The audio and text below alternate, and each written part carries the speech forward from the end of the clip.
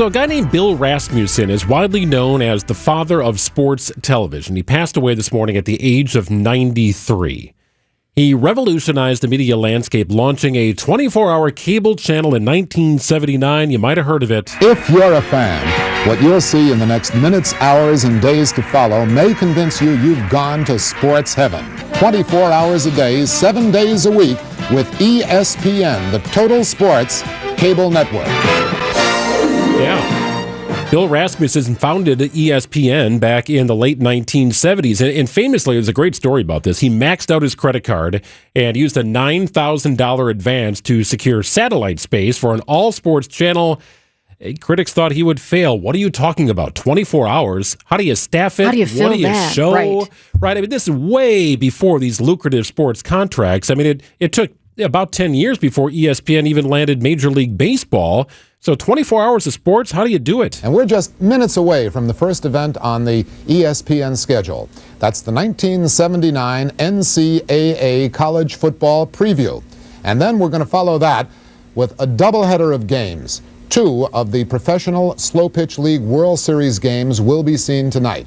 Now, softball is one of those rare sports that everybody knows something about. Why?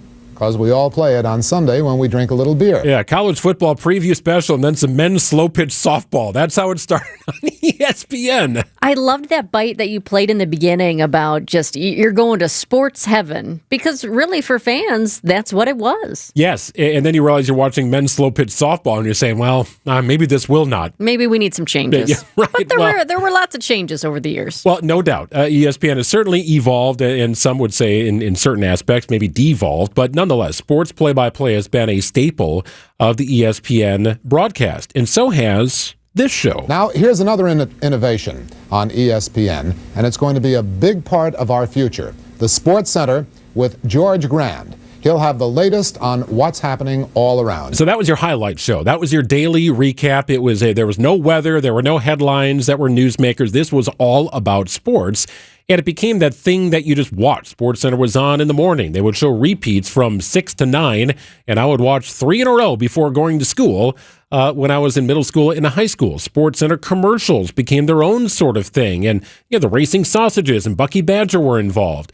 It really did help sort of anchor all of the coverage on ESPN into one nightly or daily show. I mean, if you were a hardcore sports fan, you were watching ESPN SportsCenter. This is kind of a random story, but this makes me think about it. I remember when I was anchoring the news in the Quad Cities many, many years ago, and President Obama at the time was coming to town. He was actually staying in the hotel where I lived because the top 2 floors were apartments. But besides that, I had to work that day.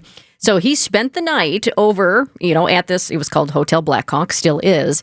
And I remember thinking they were going to close off the gym area. It wasn't a very big gym area, but they were closing off the gym area that morning because the president liked to get his workouts in. And I remember thinking a lot of people have the TVs on. I thought, oh, great, maybe the president will be watching our newscast. It was the number 1 rated newscast by leaps and bounds in the Quad Cities. Hello, Quad Cities, for any of you who know. Quad Cities Today it was.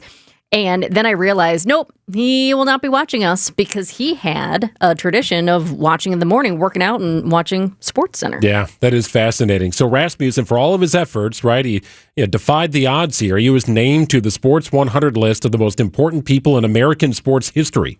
Not television history, sports history. Also inducted into the Sports Broadcasting Hall of Fame in 2025.